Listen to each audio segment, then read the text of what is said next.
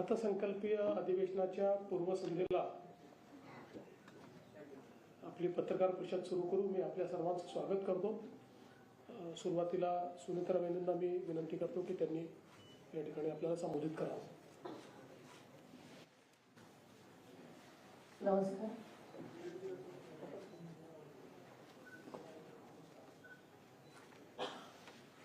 आपल्या महाराष्ट्राचे लाडके मुख्यमंत्री श्री देवेंद्रजी फडणवीस साहेब, उपमुख्यमंत्री एकनाथरावजी शिंदे साहेब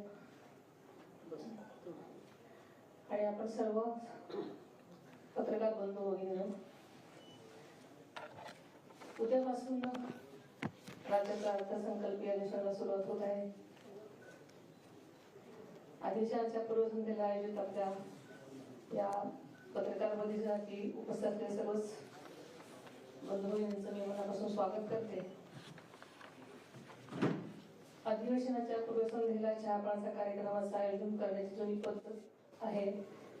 चहापानाचा कार्यक्रम केवळ औपचारिक नसतो, तर तो संवादाचा प्रभावी मंच असतो. या मंचावर राज्याच्या विकासावर विधायक चर्चा व्हावी, जनतेचे प्रश्न सरकारपर्यंत पोहोचावे आणि त्यावर मार्ग निघावा याला तिचे सगळे अपेक्षित असतात. यंदाचे अधिवेशन हे महायुती सरकारचं दुसरं अर्थसंकल्पीय अधिवेशन आहे. जनतेने मोठ्या विश्वासानं गेल्या वर्षी पुन्हा एकदा महायुतीला सत्ता दिली. त्या विश्वासाला न्याय देण्याचा प्रयत्न महायुती सरकार करत आहे. आपल्याला सर्वांना माहिती की आदरणीय अजितदादांनी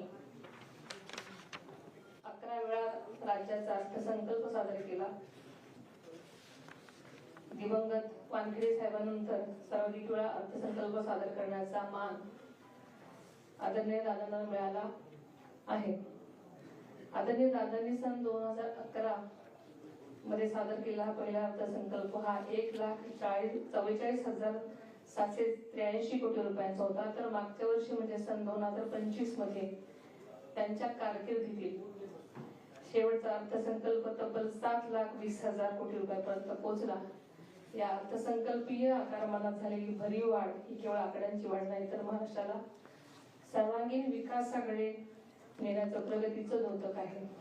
आदरणीय दादांच्या पहिल्या अर्थसंकल्पाच्या काळात सुमारे 7,41,694 कोटी असलेल्या राज्याचा सकल देशांतर्गत उत्पादन GDP सन 2025-26 मध्ये जवळपास 50 लाख कोटी रुपयांपर्यंत पोहोचला होता. मात्र या विकासाच्या वेगात सुद्धा आदरणीय दादांनी राज्याच्या आर्थिक शिस्तीची आणि पारदर्शकतेची कधीही तडजोड केली नाही. विकास आणि शिस्त याचा समतोल राखत महाराष्ट्राला सक्षम आर्थिक दिशा देण्याचं काम त्यांनी केलं. मुख्यमंत्री देवेंद्रजी फडणवीस साहेबांच्या मार्गदर्शनाखाली आणि उपमुख्यमंत्री एकनाथजी शिंदे साहेबांच्या साथीनं आदरणीय दादांच्या अर्थसंकल्पाची जोरदार सुरुवातही झाली होती.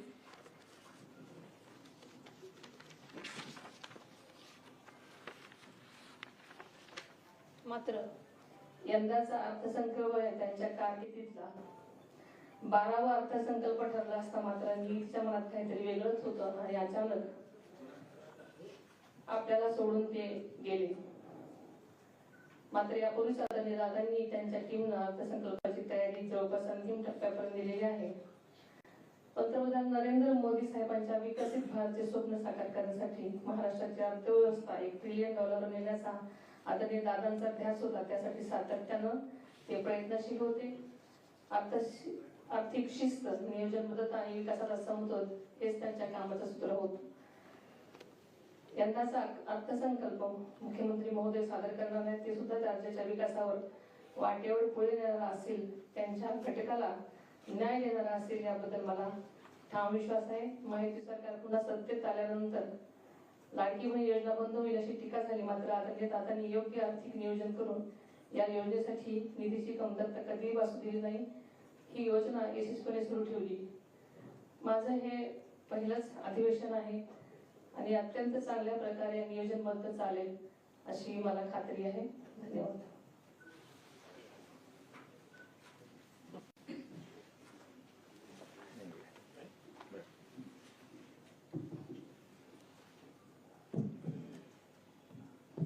पत्रकार मित्रांचं स्वागत. उद्यापासून विधिमंडळाच्या बजेट सेशनला सुरुवात होते आणि बजेट सेशन म्हटलं की सगळ्यांचं लक्ष अजितदादांकडे लागून राहायचं.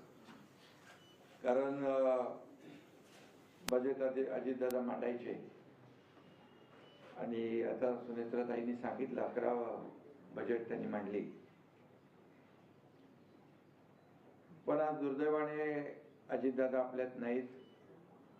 अजितदादांच्या दुःखाचं सावट या अर्थसंकल्पीय अधिवेशनावर आहेच आणि दादांना श्रद्धांजली वाहून अधिवेशनाची सुरुवात करण्याची दुर्दैवी वेळ आमच्या सगळ्यांवर आलेली आहे. हे अनपेक्षित आहे आणि अतिशय अनाकलनीय आहे. शेवटी आपल्या हातात काही गोष्टी नसतात आणि नियतीसमोर आपलं चालत नाही. हेच या दुर्घटनेवरून सिद्ध झालेलं आहे आणि सुनेत्राताई आहेत.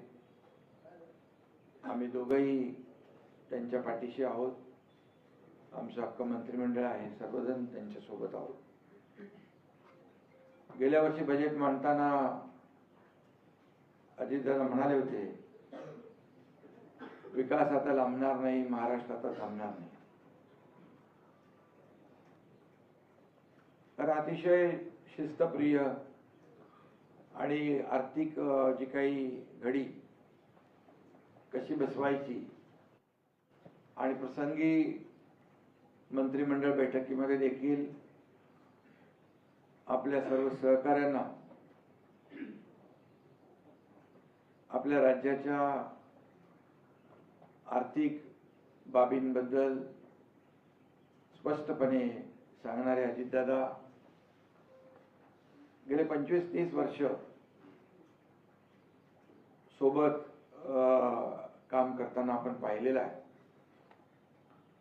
खरं म्हणजे आता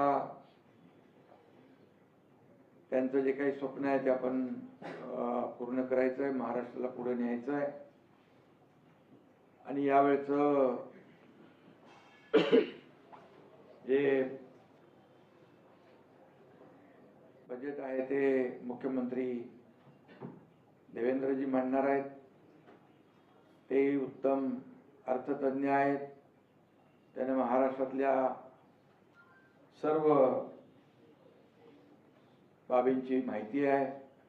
राज्याची आर्थिक नाडी त्यांना माहीत आहे आणि मला विश्वास आहे की त्यांनी मांडलेला अर्थसंकल्प राज्याला प्रगतीच्या नव्या शिखरावर नेणारा असेल आणि सर्वसामान्य माणसाचं सरकार, सर्वसामान्यांचं सरकार म्हणून आम्ही गेले 3.5 वर्ष काम करतोय. मी मुख्यमंत्री असताना 2.5 वर्ष, आता देवेंद्रजींचं 1 वर्ष, असे 3.5 वर्ष हे सर्वसामान्यांचं सरकार म्हणून अनेक योजना आम्ही केल्या. नुकतेच दावोसला मुख्यमंत्री देवेंद्रजी आणि उद्योगमंत्री उदय सामंत यांनी 30 लाख कोटीचे करार केले. हे देखील एक मोठी अचीवमेंट राज्यासाठी आहे. 40-50 लाख लोकांना रोजगार मिळेल आणि राज्य या ठिकाणी प्रगतीपथावर नेण्याचं काम या माध्यमातून होत आहे.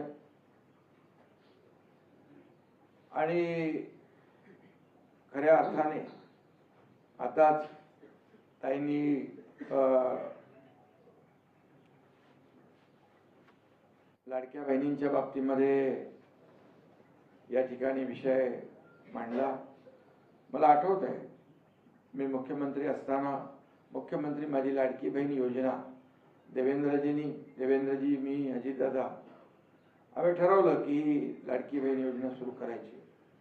परंतु खर्च 45,000 कोटीच्या पेक्षा जास्त होता. पण शेवटी धाडस करण्याची आवश्यकता होती आणि ते आम्ही केलं. आणि अजितदादांनी देखील त्या एवढा मोठा जो काही भार होता, आर्थिक घडी विस्कटणार नाही याची काळजी घेतली आणि ती योजना आम्ही यशस्वी केली, सुरूही केली आणि ती योजना आज सुरू आहे. याचा आम्हाला सगळ्यांनाच आनंद आहे. लाडक्या बहिणींनी देखील आम्हाला, आमच्या सरकारला, महायुती सरकारला आशीर्वाद दिले आणि ती योजना देखील काही लोक आज पत्रकार परिषदेमध्ये सांगत होते पैसे 3,000 रुपये द्या, अमकं करा. त्याच लोकांनी त्या योजनेमध्ये खोडा घातला होता. काही लोक कोर्टात गेले होते, त्या योजनेला विरोध केला होता. काय काय नको नको ते आरोप केले होते. त्यांना वाटलं होतं की फक्त आम्ही निवडणुकीची घोषणा करतोय, ती अंमलात आणणार नाही, परंतु आम्ही प्रिंटिंग मिस्टेक म्हणणारे नाही, जे बोलतो ते करून दाखवणारे आहोत आणि त्याप्रमाणे आम्ही केलं. आणि मी हेही सांगतो, जे आम्ही निवडणुकीच्या वेळेस ज्या ज्या घोषणा आम्ही केलेल्या आहेत त्या सर्व घोषणा योग्य वेळेस पूर्ण करणार हा विश्वास देखील या ठिकाणी मी आपल्याला देतो. कारण काही लोक म्हणाले आता या चहापानावर तर नेहमीप्रमाणे त्यांनी बहिष्कार घातलेलाच आहे. खरं म्हणजे हे अर्थसंकल्पीय अधिवेशन आहे. यामध्ये चहापान म्हणजे काय? हे काय फक्त सत्ताधाऱ्यांचं अधिवेशन नाही आहे. हे विरोधी पक्ष आणि सत्ताधारी सगळे रथाची 2 चाकं आहेत. परंतु हम नहीं सुधरेंगे वाली बात जी आहे, हम नहीं सुधरेंगे असं जे काही त्यांनी सिद्ध करून दाखवलंय. कम्युनिकेशन गॅप म्हणून कोणीतरी म्हटलं की येत आहेत, म्हणजे त्यांनी बहिष्कार चहापानावर घातला, पण त्यांच्या बैठकीवर त्यांच्या सहकार्याने बहिष्कार घातला. अरे येत आहेत, पण ते काय कोणी आलं नाही. आणि कम्युनिकेशन गॅप म्हणाले. खरं म्हणजे कम्युनिकेशन गॅप म्हणायला कम्युनिकेशन असावं लागतं. ते कम्युनिकेशन तुम्हाला माहित आहे कशा पद्धतीचं आहे. आणि म्हणून मला वाटतं हा राज्यसभेचा इफेक्ट असेल. एक अनार 100 बिमार, काय म्हणतो त्याला, एक बिमार अनार 100 बिमार. आणि त्यामुळे एक म्हणतो आम्ही देणार, एक म्हणतो आम्ही देणार नाही, तिसरा म्हणतो आम्ही काय करणार. असे अनेक आता आपल्याला खूप पुढे पाहायला मिळेल आणि मी त्याच्यात जात नाहीये. काही लोक म्हणाले की काळी ब्लॅक टी प्यायची, काळी चहा, काळी कॉफी प्यायची, यापेक्षा काळे धंदे बाहेर काढू. मी आपल्याला एवढंच सांगतो की जे काही पूर्वीचं सरकार होतं आणि त्यांनी जे काही काम केलं या महाराष्ट्रातल्या जनतेसमोर आहे. म्हणजे राज्यातल्या जनतेने विकासाला स्वीकारलंय आणि विकास विरोधी लोकांना नाकारलेला आहे. आणि त्यामुळे काळे धंदे कोणाचे होते ते मी काय आज काय बोलत नाही, मी योग्य वेळेला बोलेन. परंतु जनतेने त्यांना नाकारलं आणि महायुतीला स्वीकारलं, ही वस्तुस्थिती आहे. आणि जेव्हा समोरून सभागृहामध्ये बोलतील तेव्हा नक्कीच त्याचं उत्तर आम्ही देऊ. पण दिल्लीमध्ये AI समिट होतं, तुम्ही गेले होते ना. AI समिट होतं, जगभरातले लोक आले होते. भारत मंडपम मध्ये जे काही चित्र आपण पाहिलं, जगभरातले लोक आले होते. आणि आपला देश पुढे जातोय. या देशामध्ये, आपल्या भारतामध्ये, दिल्लीमध्ये आंतरराष्ट्रीय स्तरावरचं AI समिट होतं. आणि त्यावेळेस चड्डी बनियान गँग तिकडे आली आणि त्यांनी काय तिकडे केलं ते आपण पाहिलेलं आहे. खरं म्हणजे त्यांची तर अब्रू त्यांनी वेशीवर टांगलेलीच आहे. परंतु आपल्या देशाचं देखील अपमान करण्याचा खऱ्या अर्थाने त्या ठिकाणी प्रयत्न केला. हे देशप्रेम आहे. मी काल त्याच्यावर बोललोय. काही देशभक्ती आहे का देशद्रोह आहे का आपल्या देशाची बदनामी करण्यासाठी जगभरातल्या आलेल्या लोकांसमोर हे सगळं घडवून आणायचं, आदरणीय प्रधानमंत्री महोदयांची बदनामी करायची. राहुल गांधी तर देशात पण करतात आणि विदेशात गेल्यावर देखील प्रधानमंत्र्यांची आणि आपल्या देशाची बदनामी करतात. हे कुठला देशप्रेम आहे? हा खरा देशद्रोह आहे. आणि म्हणून आम्हाला अपेक्षित आहे तशा प्रकारचं कृती इथं या अधिवेशनात होऊ नये पायऱ्यांवर, या अधिवेशनामध्ये या, सभागृहामध्ये या. सरकार तुमच्या सगळ्या प्रश्नांची उत्तरं द्यायला तयार आहे. आणि हे अर्थसंकल्पीय अधिवेशन आहे. या अर्थसंकल्पीय अधिवेशनामध्ये सर्वसामान्य लोकांच्यासाठी विरोधी पक्षाने भांडायचं असतं, विरोधी पक्षाने प्रश्न उपस्थित करायचे असतात आणि सत्ताधारी पक्षाकडून त्या आपल्या जनतेला न्याय मिळवून घ्यायचा असतो. आम्हाला अपेक्षित आहे की त्यांच्याकडून अशा प्रकारची कृती होईल आणि भारत मंडपम सारखी कृती आम्हाला अपेक्षित नाही आहे. आणि म्हणून याचा भारत मंडपमचा मी कालही निषेध केला आहे. त्याचा निषेध करावा तेवढा थोडा आहे. आणि देश पुढे जातोय. पुन्हा एकदा मी सांगतो की एक देश पुढे जातोय. आपली अर्थव्यवस्था 11व्यावरून 4थ्यावर आली आहे, 3ऱ्यावर येते आहे. आणि महाराष्ट्राचं त्याच्यामध्ये मोठं योगदान आहे. आणि म्हणून महाराष्ट्र पुढे जातोय. 2.5 वर्षाचा माझा कालावधी कालखंड आपण पाहिलाय. आता देवेंद्रजींचा वर्षभराचा जो कालखंड आहे तो आपण पाहतोय. आणि देश प्रगतीपथाकडे चाललेला आहे. हे महाराष्ट्र मोठं राज्य आहे. आज किती योजना आम्ही केल्या तरी सुद्धा पायाभूत सुविधांमध्ये महाराष्ट्र नंबर 1 ला आहे. सगळ्यात जास्त पायाभूत सुविधा या महाराष्ट्रामध्ये सुरू आहे. त्यामुळे वेगवेगळ्या मॉडेलच्या माध्यमातून या ठिकाणी आपण पाहिलं. काही लोक म्हणाले एक तरी काम चांगलं दाखवा. हे कुठला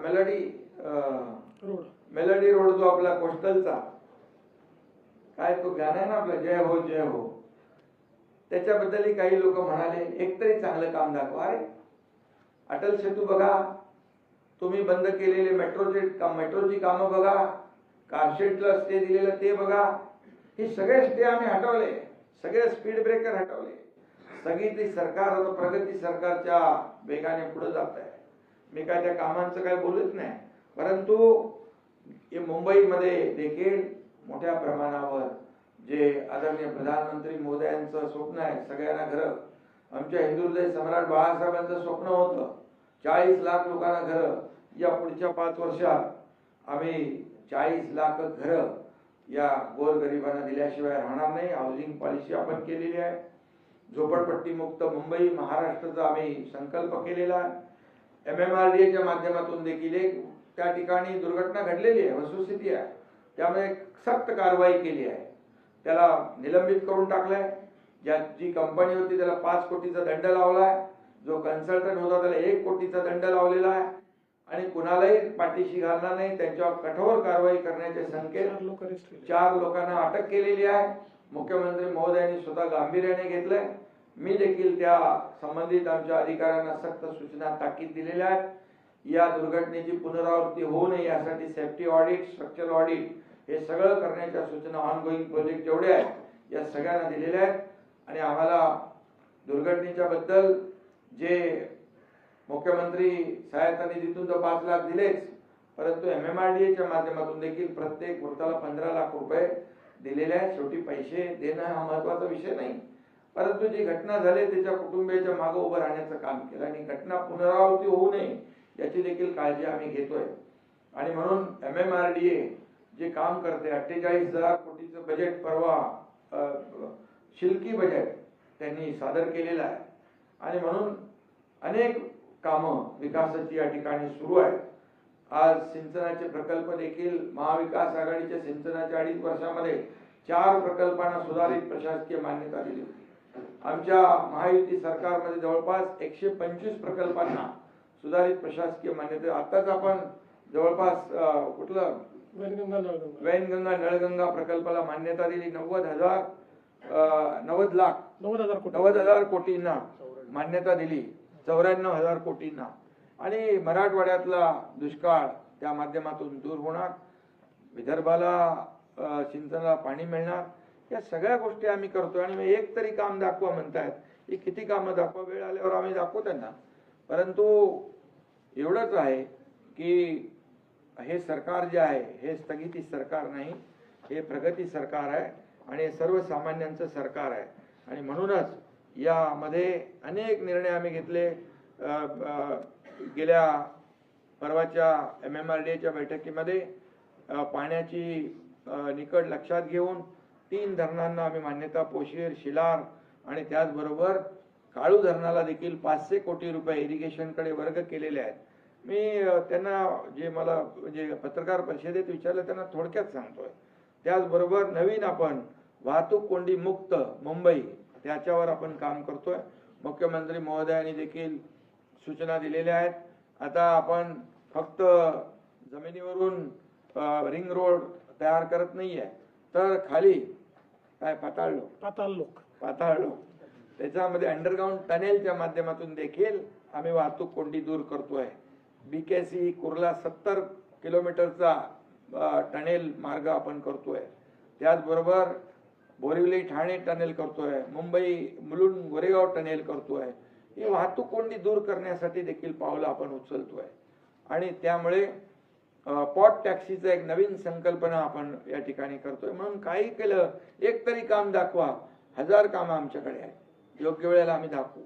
आणि म्हणून मला एवढंच सांगायचं आहे की आज ज्यांनी काही प्रश्न या ठिकाणी उपस्थित केलेले आहेत त्यांना मी एवढंच सांगू इच्छितो, तुम्ही सभागृहात या आणि या राज्यातल्या सर्वसामान्य जनतेचे प्रश्न मांडा आणि आम्हाला विचारा की आम्ही 3.5 वर्षात काय केलंय आणि तुम्ही 2.5 वर्षामध्ये काय केलंय.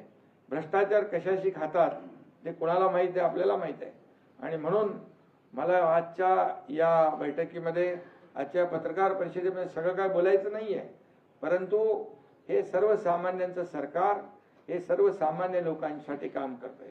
शेतकऱ्यांना काय दिलं म्हणाले, शेतकऱ्यांना 32,000 कोटीचं पॅकेज आता आम्ही जाहीर केलं. दिवाळी काळी होऊ देणार नाही आम्ही जाहीर केलं होतं आणि त्याप्रमाणे पैसे त्यांच्या खात्यात जाऊ लागले. आम्ही शेतकऱ्यांसाठी NDRFचे निर्णय बदलले, 2 हेक्टरचे 3 हेक्टर केले.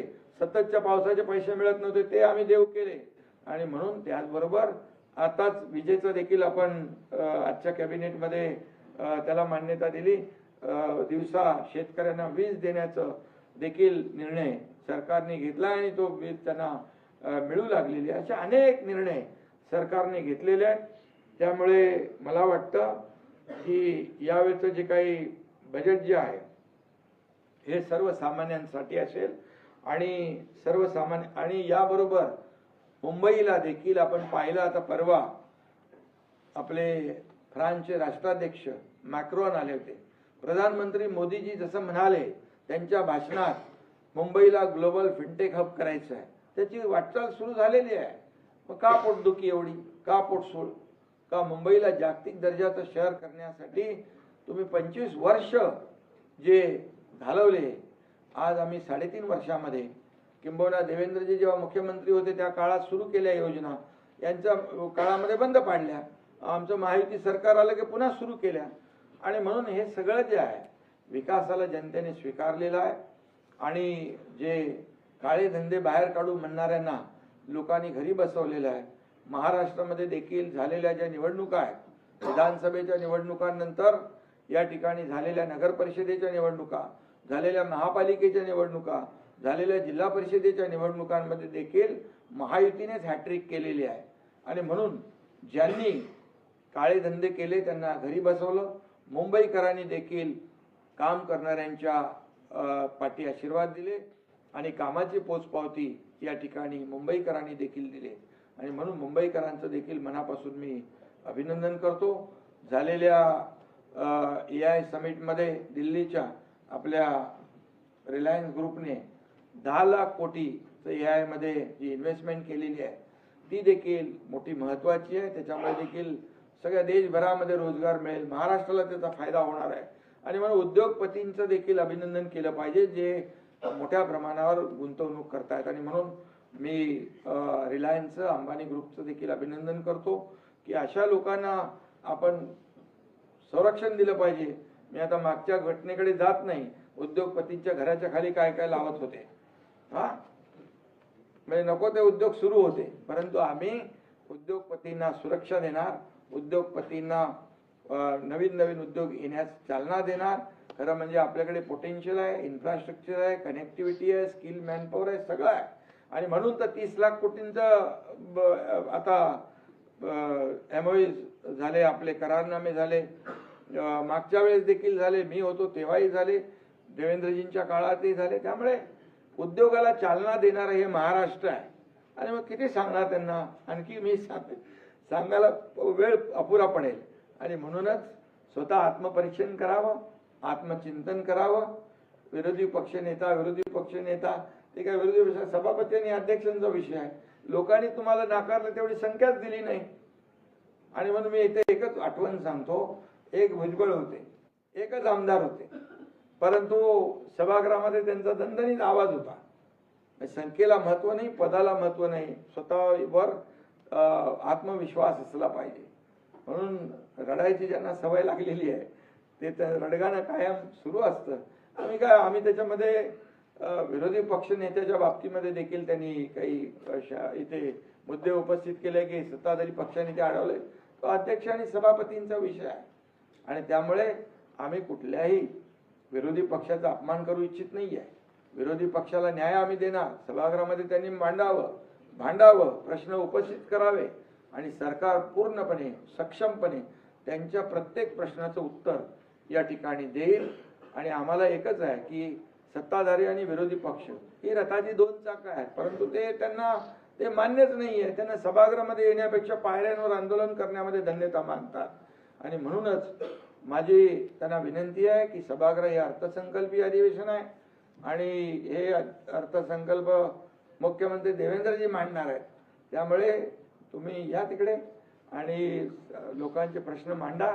नक्कीच जनतेला न्याय देण्याचं काम आम्ही सरकार म्हणून करू, हा विश्वास या ठिकाणी व्यक्त करतो.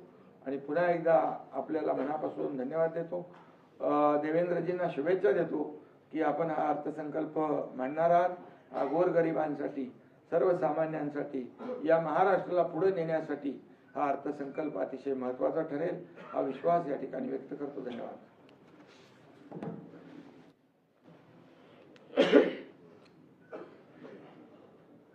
धन्यवाद शिंदेसाहेब. महायुती सरकारचं 6वं अधिवेशन हे उद्यापासून सुरू होत आहे. आणि मला हा विश्वास आहे की या अधिवेशनाच्या माध्यमातून गोरगरीब आणि सामान्य माणसाचे प्रश्न सोडवण्याकरता आम्ही पुढाकार घेऊ. खरं म्हणजे 1 महिना हे अधिवेशन चालणार आहे, 4 आठवड्याचं अधिवेशन आहे. आणि मला याही गोष्टीचा अभिमान आहे की महाराष्ट्र विधानमंडळ एक असं विधानमंडळ आहे की देशामध्ये सर्वाधिक काळ आणि सर्वाधिक दिवस अधिवेशन हे महाराष्ट्र विधानमंडळात होतं. आमची संख्या ही अभूतपूर्व असली तरी आम्ही कुठेही अधिवेशनाचे दिवस कमी करा असा आग्रह बिझनेस ॲडव्हायझरी कमिटीत केला नाही. कारण अधिवेशन एक असं माध्यम असतं की ज्यातनं सर्वसामान्य लोकांना आपण न्याय देऊ शकतो. या अधिवेशनामध्ये 6 मार्चला मी अर्थसंकल्प मांडणार आहे. खरं म्हणजे माननीय अजितदादा पवार यांनी या अर्थसंकल्पाकरता प्रचंड तयारी केली होती आणि एक चांगला अर्थसंकल्प देण्याचा त्यांचा मानस होता. दुर्दैवाने हा अर्थसंकल्प मांडण्याची वेळ ही माझ्यावर आलेली आहे. एक अर्थमंत्री म्हणून अजितदादांना जे मी जवळून बघितलं, कुठल्याही मुख्यमंत्र्यांना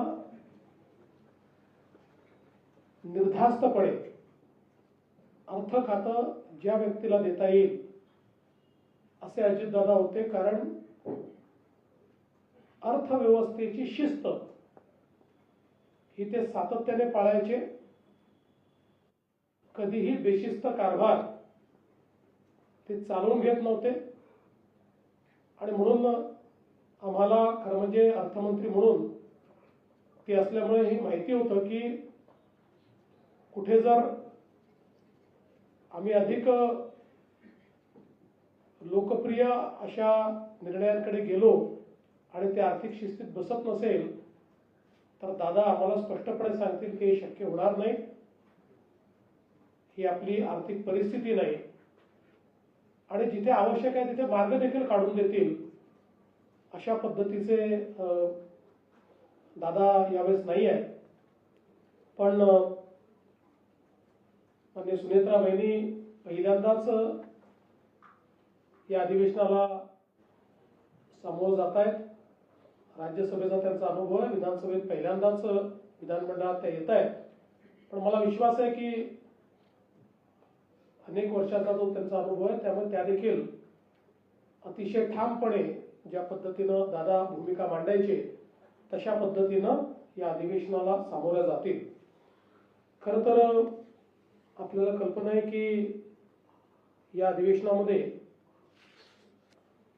आपलं बजेट येत आहे आणि मला सांगताना आनंद वाटतो की नुकतंच केंद्र सरकारचं जे बजेट आलं त्या बजेटमध्ये महाराष्ट्राला मिळणाऱ्या निधीत 20,000 कोटी रुपयाची वाढ झालेली आहे आणि जवळपास टॅक्स डिव्होल्युशन मध्ये आता महाराष्ट्राला 98,306 कोटी रुपये मिळणार आहेत. जी मागणी फायनान्स कमिशन समोर मी शिंदे साहेबांनी आणि अजितदादांनी केली होती ती बहुतांशी त्यांनी मान्य केल्यामुळे महाराष्ट्राला चांगला फायदा या ठिकाणी होतोय आणि म्हणून मी 16व्या वित्त आयोगाचे आणि केंद्र सरकारचे देखील या ठिकाणी आभार मानतो. या केंद्राच्या बजेटमध्ये आपल्याला 2 हायस्पीड कॉरिडॉर तर मिळालेच, पण रेल्वेच्या बजेटमध्ये 23,000 कोटी रुपये हे आपल्याला मिळाले आहेत. कारण त्यावेळी मी सांगितलं होतं की माझ्याकडे फाईन प्रिंट आलेली नाही आणि म्हणून रेल्वेत किती पैसे मिळाले आहेत मला कल्पना नाही, पण मला अतिशय आनंद आहे. हे का महत्वाचं आहे तर आपण जर युपीएचा काळ बघितला 10 वर्षात 12,000 कोटी रुपये महाराष्ट्राच्या रेल्वेला मिळाले आणि ते दरवर्षी मागच्या वर्षी 22,000 कोटी दिले, यावर्षी 23,000 कोटी दिले. त्यामुळे प्रचंड मोठ्या प्रमाणात केंद्र सरकारच्या माध्यमातून आपल्याला निधी मिळतोय आणि यासोबत अजून वेगवेगळ्या जे काही ग्रोथ हब करता 1,000 कोटी असतील किंवा इतर गोष्टी असतील त्या गोष्टी आता या ठिकाणी मी सांगणार नाही. त्यामुळे एकूणच आपलं जे काही आपला अर्थसंकल्प आहे आपण हा केंद्रीय बजेट नंतर याकरताच घेतो की आपल्याला एकदा अंदाज आला की केंद्र सरकारकडनं किती पैसे मिळणार आहेत तर आपलं बजेट हे बऱ्यापैकी वास्तविक अशा पद्धतीनं होतं. तर या सगळ्या गोष्टीचा अंतर्भाव हा त्या ठिकाणी आपण करणार आहोत.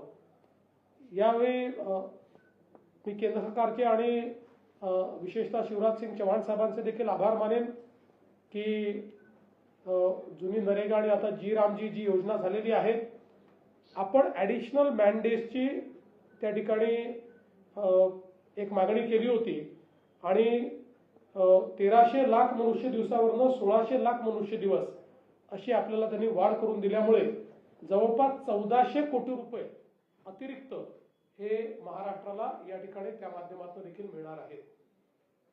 डावोसमध्ये 30 लाख कोटी रुपयाचे करार आपण जे केले त्या संदर्भात बऱ्याच चर्चा झाल्या. निश्चितच तो विषय सभागृहात देखील येईल. त्यावेळी या संदर्भात काय वस्तुस्थिती आहे, जुन्या करारांची काय वस्तुस्थिती आहे या संदर्भातलं सगळं विवेचन आणि अनेकांच्या शंका असतात, काही गैरसमज असतात, त्या शंका आणि गैरसमज देखील दूर करण्याचं काम हे आम्ही करू. इंडिया AI समिटमध्ये महाराष्ट्राने चांगलं पार्टिसिपेशन केलं आणि विशेषतः आज आपण AI फॉर ॲग्रिकल्चर अशी एक आंतरराष्ट्रीय समिट चालू केली. त्याचं सॅटेलाइट सेशन हे महाराष्ट्राला इंडिया AI समिटमध्ये मिळालं होतं. मला सांगताना आनंद वाटतो की स्वर्गीय दादांनी त्यांच्या बजेटमध्ये 500 कोटी रुपयाचं AI मिशन सुरू केलं होतं. त्या मिशनच्या अंतर्गत आपण महाराष्ट्र पहिलं राज्य झालं की ज्यांनी महाविस्तार हा शेतकऱ्यांकरता एक AI ॲप तयार केला आहे. महाविस्तारमध्ये प्रत्येक शेतकऱ्याला त्याचा स्वतःचा एजंट आहे. म्हणजे त्याला वैयक्तिक ज्या गोष्टीची माहिती पाहिजे आहे, वेदरची माहिती पाहिजे, त्याला पीक पद्धतीची माहिती पाहिजे, त्याला पिकाच्या सायकलची माहिती पाहिजे, काय वापरलं पाहिजे, कुठल्या स्टेजला याची माहिती पाहिजे, इथपासनं तर अगदी फोटो काढला की त्या फोटोवरनं तो AI एजंट त्याला सांगणार आहे की त्याच्या पिकाची परिस्थिती काय आहे आणि त्याच्यावर कुठल्या प्रकारची कीड येऊ शकते. इथपर्यंत सगळ्या गोष्टी, मार्केट लिंकेज असेल, वेगवेगळे भाव असतील, एका ॲपवर हे सगळे त्याला मिळणार आहेत. आणि मला सांगताना आनंद वाटतो की महाराष्ट्रातल्या 30 लाख शेतकऱ्यांनी याचा वापर सुरू केलेला आहे. बहुभाषिक अशा प्रकारचं ॲप आहे. ज्याला टायपिंग करता येत नाही तो बोलला तरी त्याला तिकडनं उत्तर मिळणार आहे. त्याने टाईप केलं तर टाईप करून त्याला उत्तर मिळणार आहे. आणि आता वेगवेगळ्या भाषांसोबत पहिल्यांदा आज एक पहिला प्रयोग आपण केला की त्याच्यामध्ये आमच्या आदिवासी भागातली जी भिली भाषा आहे, भिली, या भिली भाषेचं इन्क्लुजन आता आज आपण त्याच्यामध्ये केलं. म्हणजे भिली भाषेतही कुठलाही प्रश्न विचारला शेतीच्या संदर्भात तर रिअल टाइम त्याला त्या ठिकाणी ते उत्तर मिळेल. आणि आता ॲग्रीस्टॅक हा जो काही आपण तयार केलेला आहे त्याच्याशी हे जोडल्यानंतर महाराष्ट्र AIच्या वापरामध्ये, ॲग्रिकल्चरमध्ये, कृषीमध्ये खूप पुढे जाणार आहे. आणि आज वेगवेगळे स्टार्टअप्स हे देखील आपल्या या हा जे प्रदर्शन आपलं आहे त्याच्यामध्ये आलेले आहेत. आणि या AI समिटला जगातलं, देशातलं कुठल्याही राज्याने घेतलेलं पहिलं ॲग्री AI समिट म्हणून केंद्र सरकारने त्याला मान्यता दिलेली आहे. त्यामुळे शेतीच्या क्षेत्रामध्ये मोठ्या प्रमाणात AIचा वापर, आणि तो कशा करता तर AIचा वापर केल्यामुळे उत्पादन खर्च 25% 40% कमी करता येतो. या दृष्टीने हा AIचा वापर त्या ठिकाणी आपण करतो. मला असं वाटतं की एक अत्यंत महत्त्वाचा टप्पा हा महाराष्ट्राने या निमित्ताने गाठलेला आहे. आज खरं म्हणजे विरोधकांचं एक पत्र आम्हाला 6 पानांचं आणि 18 मुद्द्यांचं पत्र मिळालं. आणि आपल्याला माहिती आहे की शरद पवार गटाचे आमदार काही हजर नव्हते, त्यामुळे त्यांनी एका माजी आमदाराची सही त्याच्यावर घेऊन घेतली. त्यामुळे आमदारांसोबत त्या गटाच्या एका माजी आमदाराची सही त्यांनी त्या ठिकाणी घेतली आहे. खरं तर मला असं वाटतं की जागतिक मातृभाषा दिनी आपल्या मातृभाषेच्या इतक्या चुका या पत्रामध्ये आहेत, हे जर त्यांनी आदित्य ठाकरेंना दाखवलं असतं तर आदित्यजींनी कदाचित त्यांच्याकडचे जे एक्सपर्ट्स आहेत, तज्ज्ञ आहेत, त्यांना दाखवून ते सुधारून घेतलं असतं. पण अतिशय म्हणजे चुका दुरुस्त करून करून काट करून असं एक पत्र आम्हाला त्यांनी दिलेलं आहे. आणि त्यामध्ये खरं म्हणजे आपण विचार केला तर आपल्या सगळ्यांचं कॉन्ट्रीब्युशन खूप आहे त्या पत्रामध्ये. ते कसं आहे माहिती आहे, आपण ज्या बातम्या छापता त्याचा पॅराग्राफ उचलून टाकून दिला आहे जसाच्या तसा. म्हणजे त्याच्यात त्यांनी स्वतःची भाषा देखील वापरण्याचा प्रयत्न केलेला नाही. त्याच ठिकाणी फक्त शुद्ध लेखन बरोबर आहे, बाकी ठिकाणी प्रॉब्लेम आहे. आणि मला असं वाटतं की या सगळ्या बातम्या टाकून आणि त्यांनी, पण ठीक आहे, मला असं वाटतं की भास्कर जाधव तसे प्रामाणिकपणे बोलतात, त्यामुळे त्यांनी त्यांच्यात काय गॅप आहे वगैरे हे त्या ठिकाणी नेहमीच प्रांजळपणे कबूल करतात, तशी कबूल त्यांनी केली आहे. मुळात एकच गोष्ट सांगतो की सातत्याने जनादेशाचा अपमान करण्याचं काम विरोधी पक्षाच्या वतीनं होतं. सत्ताधाऱ्यांना मस्ती आली आहे, सत्ताधाऱ्यांना मात चढलाय, अशा पद्धतीनं जनादेशाचा अपमान ते करतात. खरं म्हणजे आमचे सगळे सत्तारूढ पक्ष हे विनम्रतेनं जनतेमध्ये जात आहेत आणि जनतेची सेवा करतायत. म्हणून स्थानिक स्वराज्य संस्थांमध्ये अभूतपूर्व अशा प्रकारचा विजय हा आम्हाला जनतेने दिलेला आहे. यातनंही जर हे शिकणार नसतील तर मला असं वाटतं की विरोधी पक्षाचं काय होईल याबद्दल वेगळं काही सांगण्याची आवश्यकता नाही. बरं, यात अनेक गोष्टी अभ्यास न करता मांडायच्या. मुख्यमंत्री सौर ऊर्जा प्रकल्पात 12,000 कोटीचा भ्रष्टाचार. आता याच्यामध्ये मुळामध्ये ज्यांना कामं दिली होती त्यातल्या ज्या लोकांनी कामं वेळेवर केली नाही, पैसे आपले नाही, तेच स्वतः पैसे लावणार आहेत. याच्यामध्ये आपण पैसे देत नाही, ते स्वतः पैसे लावतात आणि काम करतात. त्यांना ज्यांना दिली होती अशी ज्यांनी कामं पूर्ण केली नाही, अर्धवट केली, त्यांची बँक गॅरंटी 40 कोटी रुपयाची ही आपण जप्त केली. त्यामध्ये 5 कंपन्यांची बँक गॅरंटी फेक आहे असं आपल्या लक्षात आलं जप्त करताना. त्यामुळे त्यांच्यावर आपण FIR दाखल केलेला आहे आणि त्यांनी जे काही काम त्या ठिकाणी केलं असेल त्याच्या सहित आता ते काम आपण दुसऱ्याला देऊ. याच्यात 1 पैशाची कुठेही इन्व्हेस्टमेंट राज्य सरकारची नाही. हे सगळे स्वतःचे पैसे लावून काम करणारे लोक आहेत. तथापि त्यांनी खोटी बँक गॅरंटी दिल्यामुळे त्यांच्यावर आपण FIR केलाय. त्यामुळे कुठलीही माहिती न घेता बोलण्याची जी काही एक प्रथा विरोधी पक्षात पडली आहे, विरोधी पक्षाने आरोप केलाच पाहिजे, पण तो माहितीसहित, पुराव्यांसहित आणि शार्प आरोप केला पाहिजे.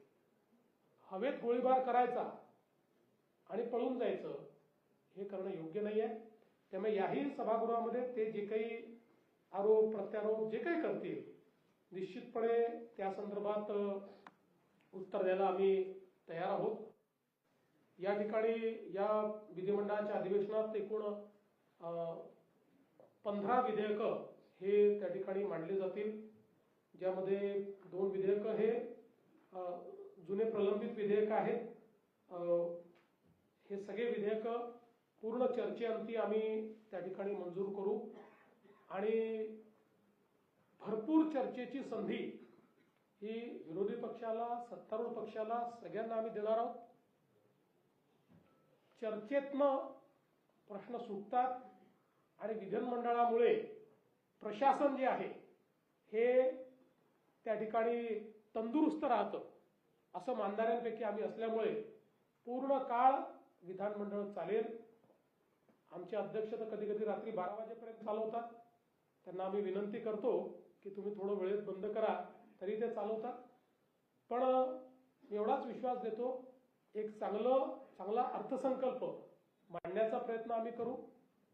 जे मुद्दे माननीय अजितदादांना अपेक्षित होते ते सगळे मुद्दे या अर्थसंकल्पामध्ये त्यांनी जे काही सूचना केल्या होत्या त्या सगळ्या सूचना या आम्ही अंतर्भूत करू आणि जनसामान्यांना दिलासा देत असताना आर्थिक शिस्त देखील राज्याची पाळता आली पाहिजे. या दृष्टीनं काही कडक पावलं देखील उचलायची आवश्यकता पडली तर ती देखील आम्ही उचलायला मागे पुढे पाहणार नाही, हा विश्वास मी आपल्या सर्वांना देतो. धन्यवाद. प्रामुख्याने लाडकी बहीण योजना असेल किंवा राज्याचं वाढलेलं कर्ज असेल याच्यामुळे जो आर्थिक भार राज्याच्या तिजोरीवर आला त्यावेळेला कसरत करावी लागली का तुम्हाला अर्थसंकल्प? असं आहे की आपण विकसनशील अर्थव्यवस्था आहोत, त्यामुळे प्रत्येक अर्थसंकल्प हा कसरत असतेच.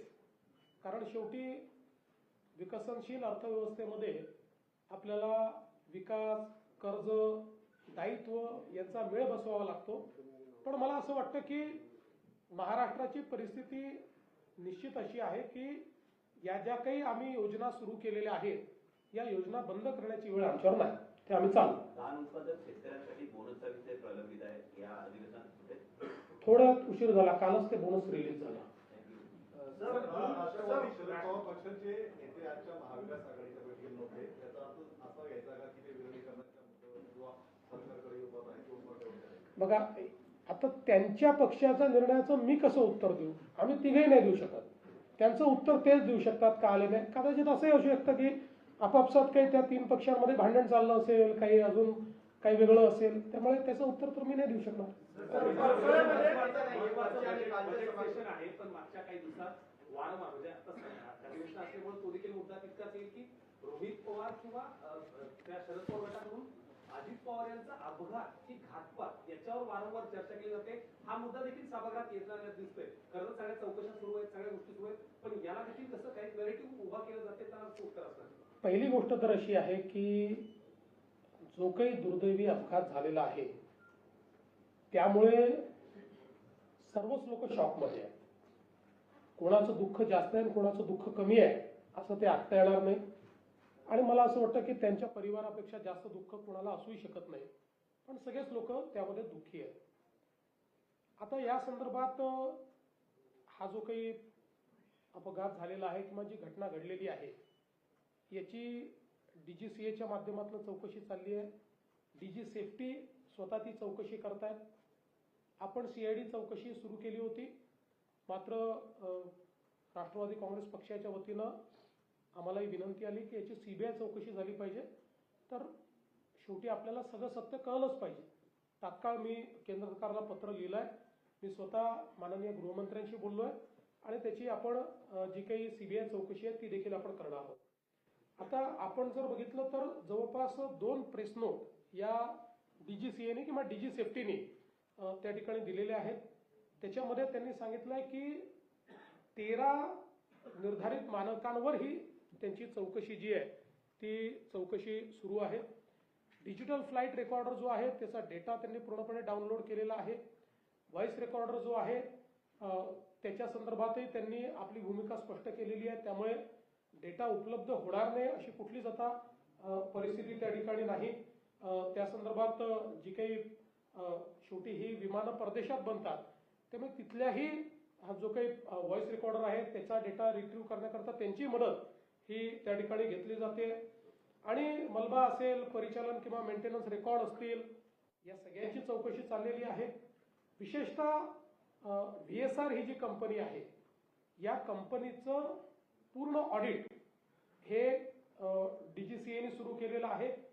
आणि केवळ या अपघातापुरतं ते ऑडिट चाललेलं नाही आहे, तर त्यांचं पूर्ण गेल्या काही वर्षाचं सगळ्या फ्लाईट्सचं ऑडिट हे त्या ठिकाणी अतिशय कडक पद्धतीनं करण्यात येत आहे.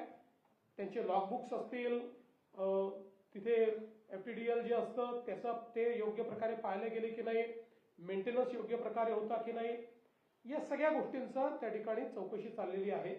त्यामुळे मला असं वाटतं की या सगळ्या चौकशीचा जो काही निकाल आहे त्याची वाट बघितली पाहिजे. अर्थात या संदर्भात कोणाच्या मनात शंकाच असू नये असं म्हणणाऱ्यांपैकी मी नाही. कोणाच्याही मनात शंका असेल तर माझं तर मत असं आहे की या संदर्भात ती शंका ही जी काही योग्य अथॉरिटी आहे त्या अथॉरिटीकडे व्यक्त केली पाहिजे. म्हणजे अगदी ज्यांच्या मनात शंका आहे त्यांनी DGCAला त्या शंकांच्या संदर्भातलं एखादं पत्र लिहावं किंवा आमच्याकडे दिलं तर आम्ही देखील ते पत्र हे DGCA पर्यंत पोस्ट करू. कारण कुठली शंका, व्हॅलिड शंका तर वेगवेगळ्या प्रकारच्या काही काढता येऊ शकतात, ते त्याच्याबद्दल म्हणत नाही. कारण शेवटी एखादी थिअरी तयार करायची तर कुठली थिअरी तयार होते, पण ज्या काही व्हॅलिड शंका आहे यातल्या प्रत्येक शंकेचं उत्तर मिळालंच पाहिजे. हा आमचाही आग्रह आहे, हा सुनेत्राताईंचाही आग्रह आहे आणि पवार कुटुंबाचाही आग्रह आहे.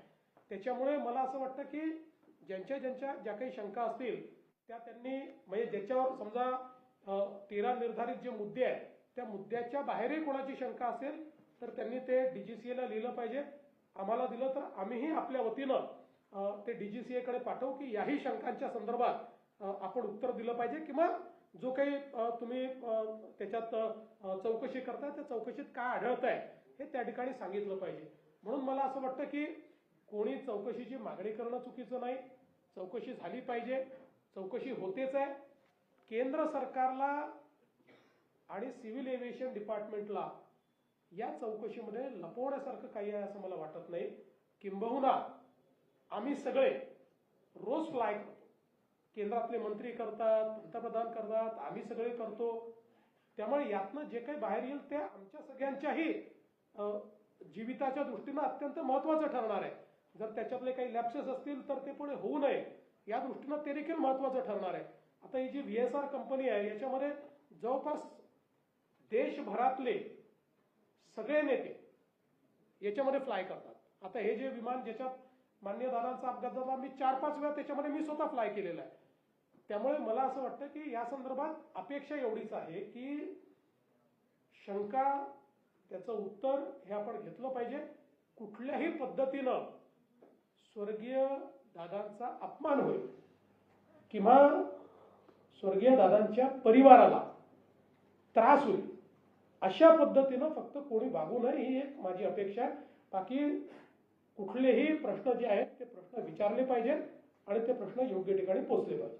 सत्तेतल्या राष्ट्रवादीला कॉर्नर करण्यासाठी म्हणून देवेंद्र फडणवीस यांनी मंत्रालयामध्ये नरहरी झिरवळ यांच्या केबिनमध्ये अँटी करप्शन ब्युरोची रेड करवली आणि त्यामुळे नरहरी झिरवळांचा राजीनामा घ्या अशी मागणी विरोधकांनी केली. जर एखादी तक्रार मिळाली तर देवेंद्र फडणवीसच्या केबिनमध्ये रेड होईल. त्याचा काही देवेंद्र फडणवीसशी संबंध नसतो, त्याचा काही नरहरी झिरवळशी संबंध नसतो. आपल्याकडे मी अँटी करप्शन ब्युरोला स्पष्ट सूचना दिलेल्या आहेत की तुमच्याकडे ज्या वेळेस एखादी तक्रार येते, कुठल्या लेवलला तक्रार आहे हे बघू नका. त्यांना पूर्णपणे मी स्वातंत्र्य दिलंय की तुम्ही त्या ठिकाणी जाऊन कारवाई करा. त्यामुळे अशा पद्धतीनं जर कोणी मागणी करत असेल तर कारवाई होईलच. उद्या माझ्याही कार्यालयामध्ये जर कोणी एखाद्या व्यक्तीने अशा पद्धतीनं व्यवहार केला तर त्यालाही पकडण्याची मुभा ही मी दिलेली आहे. असा कोणी एखादा कार्यालयात पकडला गेला याचा अर्थ त्या मंत्र्याचा त्याला आशीर्वाद आहे, त्याला वरद हस्त आहे असं समजण्याचं कारण नाहीये. तसे पुरावे अद्याप तरी कुठलेही नाही आहेत.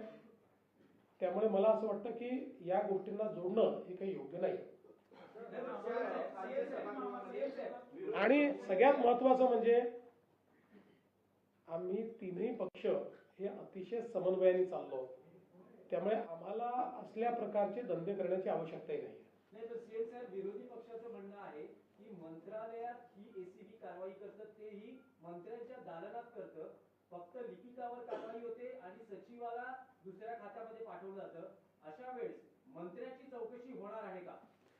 नाही, समजा मंत्र्याच्या विरुद्ध पुरावा असता, कारण आपल्याला एक कल्पना देऊन देतो, एसीबी ट्रॅप कधी करतं माहितीये, त्याच्याकरता आधी पूर्ण पुरावे तयार होतात, संभाषण तयार होतं, संभाषण टेप होतं किंवा वेगवेगळ्या पद्धतीनं त्यांच्यासोबत कोणीतरी जाऊन काय बोलणं झालंय त्याची नोंद घेतं. या सगळ्या नोंदी असतात. त्या नोंदीमध्ये ज्यांची नावं येतात, ज्यांच्या विरुद्ध पुरावे असतात, ज्यांच्या विरुद्ध थेट पुरावे असतात त्यांच्यावर कारवाई होते. आणि आता समजा एक लिपिक आहे, त्या लिपिकाने पैसे मागितले आणि त्याला पकडलं तर त्याच्यावर योग्य प्रकारे सुपरविजन न करणारे जे वरचे अधिकारी असतात त्यांच्यावरही काही ना काही कारवाई होते, म्हणून त्यांची बदली होते. आता या संदर्भात ज्यांची बदली झालेली आहे त्यांच्याबद्दल अद्याप माझ्याकडे पूर्ण माहिती नाहीये, मी ती पूर्ण माहिती घेऊन तुम्हाला बोलेन. पण या सगळ्या प्रकरणामध्ये कुठल्याही पुराव्यामध्ये कुठल्याही कन्व्हर्सेशनमध्ये मंत्र्याचं नाव आलेलं नाही. ते जर आलं असतं तर आम्ही निश्चितपणे मंत्र्यांना देखील राजीनामा मागितला असता, पण ते कुठेही आलेलं नाही. मंत्र्याच्या दालनात होते, राज्य सरकारच्या प्रतिमेला धक्का बसतो असं तुम्हाला वाटत नाही का? मंत्रालयात हो का तहसीलदाराच्या कार्यालयात हो, अशी कुठली घटना घडली तर राज्य सरकारच्या प्रतिमेला धक्का पोचतोच. कारण कोणीही राज्य सरकारचा अधिकारी किंवा कर्मचारी ज्यावेळेस अशा प्रकारची लाचखोरी करतो तर ते कुठल्या शासनाला भूषणावं नसतंच. आणि म्हणूनच तुम्ही बघा, याला दोन्ही पद्धतीनं पाहता येईल. एक पद्धत ही आहे की कारवाई न करणं, पण दुसरी पद्धत आम्ही अवलंबलेली आहे की मोठ्या प्रमाणात करा. तुम्ही बघा, रोज तुम्हाला लक्षात येत असेल, रोज आम्ही 0 टॉलरन्स ठेवलाय. रोज कुठे ना कुठे कारवाई चाललेली आहे. कारण ACBला सांगितलेलं आहे की अशा पद्धतीनं जर कोणी वागत असेल आणि जनसामान्यांकडनं पैसे वसुली होत असेल तर कारवाई कराच. आता याला कोणी दुसरं हे म्हणू शकेल की लाचखोरीची प्रकरणं वाढली. प्रकरणं वाढली नाही, कदाचित हे आधी करत असतील पण तुम्हाला माहिती नव्हतं किंवा तुम्ही कारवाई नसेल केली. समजल्याबरोबर कारवाई करणं हाच याच्यावरचा उपाय आहे. अल्पसंख्याक विभागाच्या शाळांना मान्यता दिली होती, तुम्ही त्याला स्थगित दिली होती. मात्र आता त्या विभागाने स्पष्टीकरण दिलेलं आहे की आदिदादांच्या काळातच याला सगळी मान्यता मिळाली होती आणि कुठेतरी महापोर्टल जे आहे त्याच्या बिघाडामुळे उशिरा अपलोड झालेलं आहे. असं आहे की या संदर्भात आता हा विभाग माननीय उपमुख्यमंत्री महोदयांकडे आहे. त्या पूर्ण चौकशी करता आहेत. त्यात जे तथ्य असेल ते तथ्य तुमच्यासमोर मांडलं जाईल. मला सुमित्रा वहिनीला प्रश्न विचारायचा आहे की आता सीएम साहेबांनी तर खुलासा केलाच आहे हे सगळ्या अभ्यास संदर्भात, पण रोहित पवार हे प्रश्न रोज अनेक वेगळे उपस्थित करतात, परत मुंबईत नाही करत, ते दिल्लीतही जाऊन करतायत. तुम्हाला याच्या संदर्भात काय बोलायचं आहे का? कारण की तुमच्याकडनं कुठलीच प्रतिक्रिया येत नाहीये आणि या सगळ्या गोष्टींमध्ये एक मुद्दा उपस्थित राहतो की तुम्ही जी भूमिका मांडली म्हणजे जय पवारांचा आम्ही इंस्टावर भूमिका मांडली बघितली, पण या रोहित पवार जे रोज मुद्दे मांडतात ते तरी मान्य आहे का? मग काय नेमकं काय? आताच आपल्याला माननीय मुख्यमंत्र्यांनी असं उत्तर दिलेलं आहे.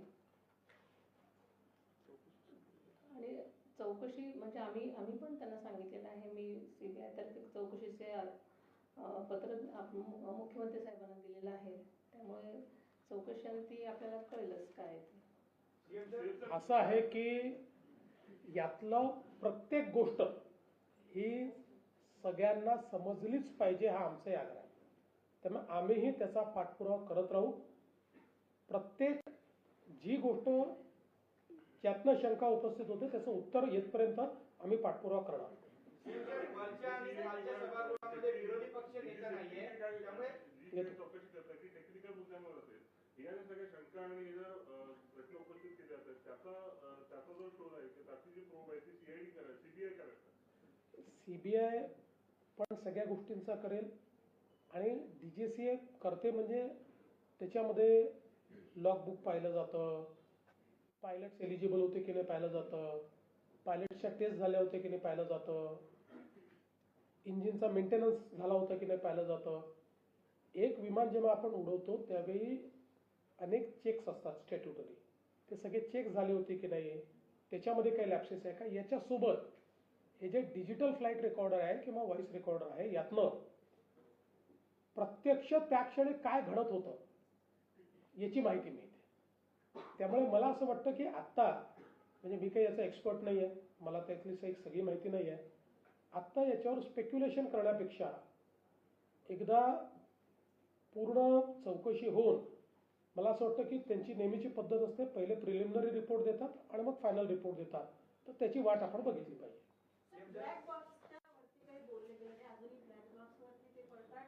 मला असं वाटतं की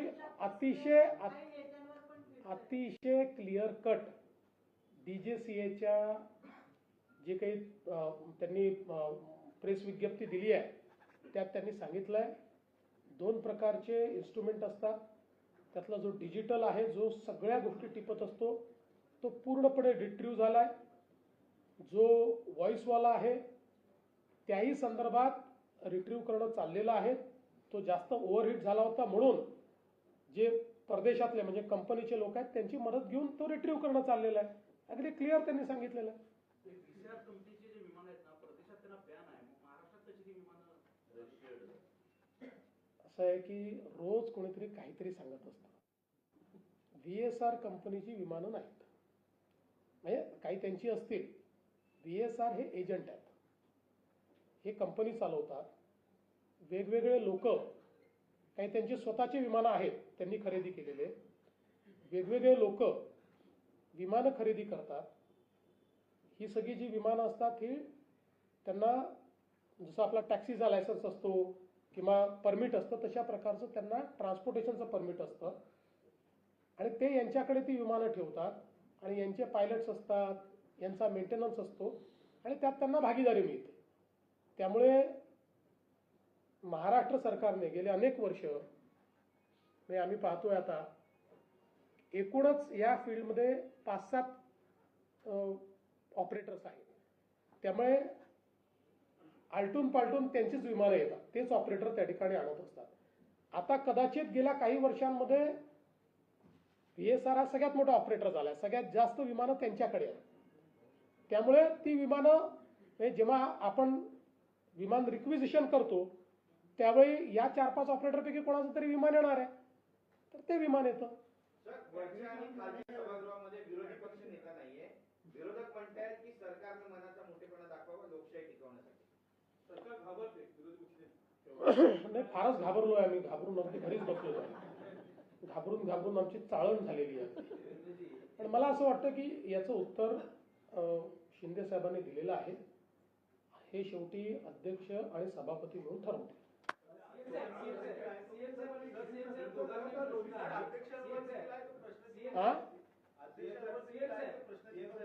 अध्यक्षांवर कुठलंही प्रश्नचिन्ह नाही. रोज उठून काहीतरी आरोप लावायचे ही जी काही सवय आहे ही योग्य नाही आहे. त्याचं योग्य उत्तर मिळेल.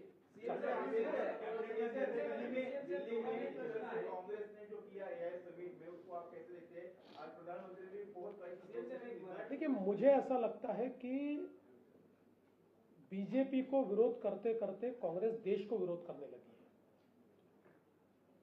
ये जो AI समिट है ये भारत की AI समिट थी और दुनिया भर के प्रधानमंत्री, राष्ट्रपति, head of the states, ministers पहली बार इतने बड़े पैमाने पर भारत में AI समिट में आए थे. ग्लोबल साउथ की AI लीडरशिप ये भारत को मिल रही है. और सबसे बड़ी बात, 1 साल पहले दुनिया के एक्सपर्ट कहते थे कि भारत को लार्ज लैंग्वेज मॉडल LLM तैयार करने के लिए बहुत साल लगेंगे. 2 LLM हमने डेमोन्स्ट्रेट कर दिए. तो इतना जब आर्टिफिशियल इंटेलिजेंस का भारत को उसकी अगुवाई मिल रही है, ऐसे समय वहां पर जाना, और शिंदे साहब ने बहुत सही शब्द का इस्तेमाल किया, चड्डी बनियन गैंग, उन्होंने वहां पर जाकर इस प्रकार से भारत का नाम खराब करना. देखिए, कहीं ना कहीं मुझे ऐसा लगता है कि मैं हमेशा मानता था कि ह्यूमन इंटेलिजेंस और आर्टिफिशियल इंटेलिजेंस ये 2 अलग चीजें हैं और हमारे एफिशिएंसी को एनहांस करने के लिए आर्टिफिशियल इंटेलिजेंस की आवश्यकता है. लेकिन अब मुझे लगता है कि कांग्रेस का ह्यूमन इंटेलिजेंस पूरा समाप्त हो गया है.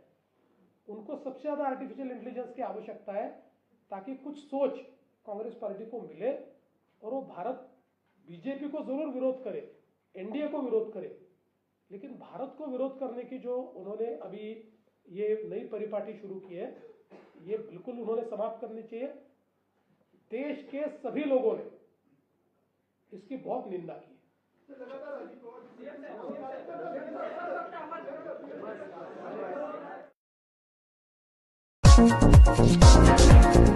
है.